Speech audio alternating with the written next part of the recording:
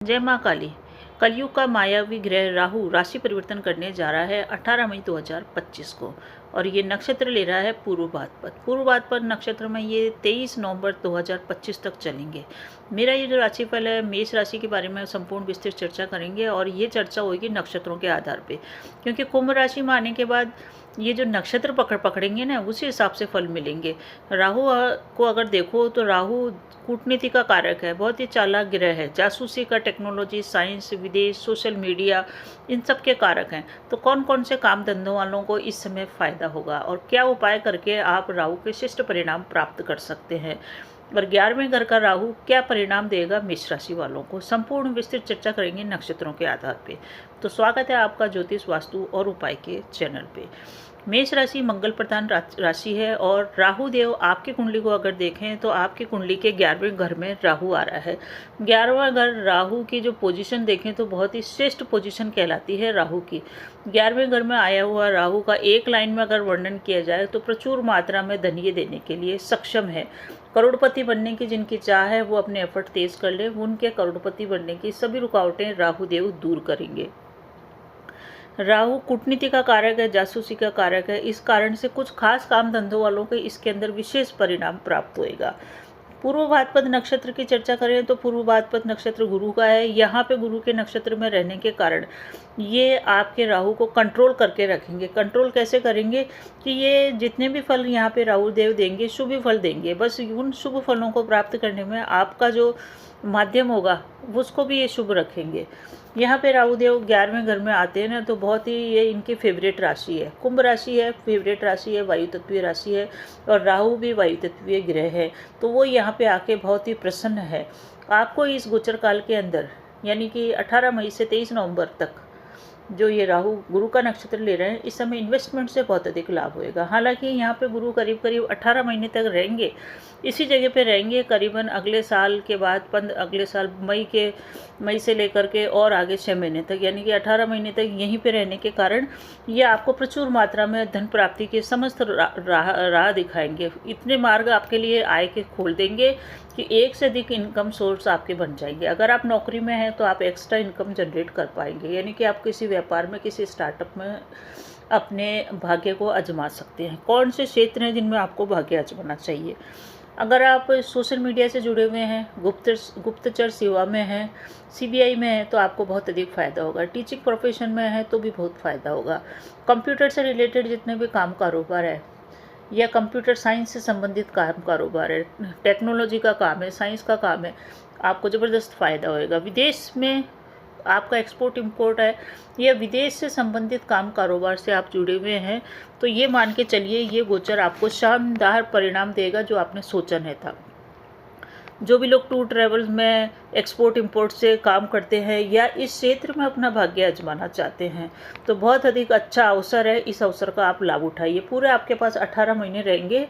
18 मई से ये समय शुरू होएगा, और आगे के 18 महीने आपके लिए श्रेष्ठ परिणाम है। जो क्योंकि राहु ऐसा ग्रह है जो बहुत अधिक बड़ी मात्रा में धन देता है। राहु हर चीज़ को बड़ा कर देता है। अब ये आपके कुंडली के कौन से घर में आ रहा है, किस चीज़ को बड़ा करेगा? देखिए 11वां घर के अंदर आ रहे हैं। 11वां घर क्या होता है? आय का। तो आपकी आय को बहुत अधिक बड़ा कर देंगे, काफ़ी अधिक इजाफा कर देंगे, यानी कि धन की कमी से कोई आपके काम इस समय रुकेंगे नहीं।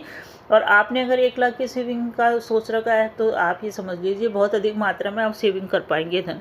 आपकी कोई बड़ी इच्छा इस गोचर काल में पूरी होगी, क्योंकि इच्छा पूर्ति के घर के अंदर ही राहु देव विराजमान है। जिन लोगों को अपने भाइयों से संबंध खराब है, अपने दामाद से या पुत्र वधू से संबंध खराब है, वो इस दिशा में प्रयास करें, आपको लाभ होगा।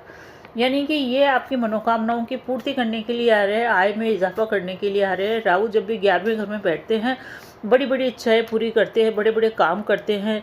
ऐसे काम जिनको करने के लिए आप तड़प रहे थे करीब करीब 2.5 साल से कि मेरा ये होना चाहिए, वो होना चाहिए, तो वो सब काम आप इस गोचरकाल में कीजिए। आपको लिए श्रेष्ठ समय शुरू हो चुका है। विदेश के काम भी होंगे, एक्सपोर्ट इंपोर्ट के लिए भी बहुत अच्छा समय है। जो लोग मीडिया से जुड़े हुए हैं, क्रिएटर हैं, या यूट्यूब में हैं, कोई ब्लॉगर है, या आप कोई रील डालते हैं, कंटेंट डालते हैं, तो समझ लीजिए कि आपके लिए इस क्षेत्र के अंदर भाग्य आजमाना या इस क्षेत्र के अंदर टाइम देना आपके लिए फ्रूटफुल रहेगा, और आप इस क्षेत्र में नाम और सक्सेस दोनों प्राप्त करेंगे।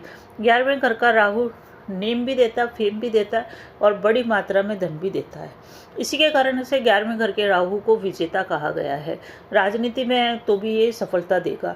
आप अपना जो भी भाग्य आजमाना है इस समय अपनाइए। कोई भी नया स्टार्टअप करते हैं तो राहु देव आपके उस स्टार्टअप के लाभ को बड़ा बहुत कर देंगे, क्योंकि आय के घर में बैठे हैं तो आय में इजाफा कर देंगे। अगर आप गवर्नमेंट जॉब में हैं तो ये मान के चलिए कि आपके इस समय जॉब लगने के चांसेस, और जॉब में हैं तो आप कुछ न कुछ बड़ा इस समय कर पाएंगे। यानी कि किस्मत को चमकते हुए आप इस गोचर काल में मेष राशि वाले देखेंगे। यात्रा को भी ये बढ़ा देंगे और यात्रा से धन लाभ भी आपको प्राप्त होएगा। 11वें घर का राहु जो होता है व्यक्ति को लखपति से करोड़पति, करोड़पति से अरबपति बनाने की क्षमता रखता है। बस ये है कि आपको करने हैं एफर्ट। शुभ फल मिलेगा आपको, अवश्य ही मिलेगा। इसका एक कारण ये है कि गुरु आपके 3rd भाव के अंदर आ रहे हैं। 3rd भाव होता है हमारे पराक्रम का, यानी कि जितना अधिक आप पराक्रम करेंगे उतना ही अधिक लाभ होएगा। पराक्रम भाव से भी ये राहु को देख रहे हैं, तो राहु को देखने के कारण आपकी इच्छाएं बड़ी होगी, महत्वाकांक्षाएं बड़ी होगी और उनको प्राप्ति के लिए आप बड़ा पराक्रम करेंगे। परंतु राहु के कंट्रोल के कारण, और राहु का ही नक्षत्र है, इस कारण से राहु देव भी आपको शुभ परिणाम देंगे। और आपकी जो मनोवृत्ति है कि मेरे को कुछ बड़ा करना है, मेरे को बड़ा करना है, बड़ा धन लाभ करना है, इस इच्छा के ऊपर गुरु का कंट्रोल कैसे होएगा कि आपको मार्ग पे सही लेके जाएंगे। आप गलत मार्ग से धन नहीं कमाएंगे, आप सही मार्ग से धन कमाएंगे। और राहु भी गुरु के उसमें ही चलेगा, इस कारण से आप बड़ा बेनिफिट प्राप्त करेंगे पर सही मार्ग पे आते हुए। साथ ही साथ 11वें घर का राहु व्यक्ति के जीवन से रुकावटें, कठिनाइयों को भी दूर करता है। जहाँ तक परिश्रम करता है और परिश्रम के बल पे भोग विलास की वस्तुएं एकत्रित कर लेता है। इस कारण से 11वें घर के राहु को आय, धन, संपदा, लाभ की वृद्धि करते हुए देखा गया है। और आपको जिनकी कुंडली में होता है जन्म से ही, वो तो जन्म से ही धनवान होते हैं, परंतु अगर आपकी कुंडली में भी नहीं है तो गोचर में अभी ये स्थितियाँ निर्मित हो रही है कि आपको बड़ा धन लाभ होएगा। आप इस समय अपने भाग्य को आजमा सकते हैं और गेन भी आपको इस समय होगा ही होगा। इच्छा पूर्ति इस समय हो जाएगी आपकी, कोई बड़ा करने की इच्छा है तो इच्छा पूर्ति हो जाएगी। सही मार्ग पे आप चलेंगे क्योंकि गुरु का नक्षत्र अभी चल रहा है। एक तरह से देखा जाए तो राहु का ये जो गोचर है आपको श्रेष्ठ परिणाम इसलिए भी देगा क्योंकि गुरु की स्थिति बढ़िया है। साथ ही साथ जब भी 11वें घर में राहु आता है व्यक्ति की किस्मत को अचानक से पलट देता है। पलटने का मतलब एकदम से ऐसा चमका देता है कि लोग ताजुब करते हैं कि अरे इनके पास इतना बड़ा घर, इतनी बड़ी गाड़ी, इतना धन। ऐसे चमत्कृत हो जाएंगे लोग भाग आपको देख के, आपके ऐसे बड़े बड़े काम बनेंगे जो आपने सोचे भी नहीं थे। तो एक तरह से देखो आप इसके उपाय जरूर करके चलिए, क्योंकि गुरु तो समझदार गिरा है, राहु को कंट्रोल करेगा, परंतु राहु अपना परिणाम पूर्ण रूप से दे पाए इसके लिए आपको क्या करना है। पहला काम करना है आपको कि अगर आपके पिता के साथ संबंध खराब है तो संबंध को सही रखें। पिता को अपने काम कारोबार में शामिल करें, उनकी कुछ न कुछ राय अवश्य लें। राहु कंट्रोल में रहेगा और राहु के बहुत ही शानदार परिणाम आपको प्राप्त होएगा। दूसरा, राहु के श्रेष्ठ परिणाम प्राप्त करने के लिए शिव के रौद्र मंत्र का जाप करना चाहिए। रौद्र गायत्री मंत्र का जाप कीजिए, शिव के रौद्र रूप की पूजा कीजिए, शिव जी का अभिषेक करना अच्छा रहेगा। आपको इस समय अवसाद थोड़ा सा रह सकता है कि आप बड़े बड़े काम करेंगे तो थोड़ा सा आपको वो लगेगा कि अरे मैं इतने बड़े बड़े काम कर रहा हूँ ऐसे, या फिर अगर आप करना चाह रहे हैं तो थोड़ा सा आपको उन्माद से बचने के लिए, यानी कि बहुत अधिक इच्छाएं बढ़ गई है, उस उन्माद से बचने के लिए आपको इस समय अगर आप रुद्राक्ष धारण करना चाहते हैं तो अवश्य करें। 8 मुखी या 10 मुखी रुद्राक्ष अवश्य धारण करें, इससे भी आपको बहुत अधिक फायदा होगा। और एक चीज़ और है कि नक्षत्र लेना पूर्व भाद्रपद, इसलिए उस नक्षत्र को एक्टिवेट करने के लिए आम के पेड़ की जड़ आप अपने पास रखें। दूसरा, नक्षत्र का जो चिन्ह है वो है शेर, तो नक्षत्र को एक्टिवेट करना बहुत ही ज़रूरी है, तो आम की जड़ रखना। दूसरा ये है कि इस नक्षत्र के शिष्ट परिणाम प्राप्त करने के लिए शेर की तस्वीर अपने मोबाइल पे लगाएं, वॉलपेपर पे लगा सकते हैं, इससे भी बहुत बेहतर परिणाम प्राप्त होएगा। तो ये था राहु के गोचर का परिवर्तन। बने रहिए चैनल पे। अगर आपको मेरा चैनल अच्छा लगता तो लाइक शेयर सब्सक्राइब कीजिए। कमेंट में हर हर महादेव अवश्य लिखिए। धन्यवाद।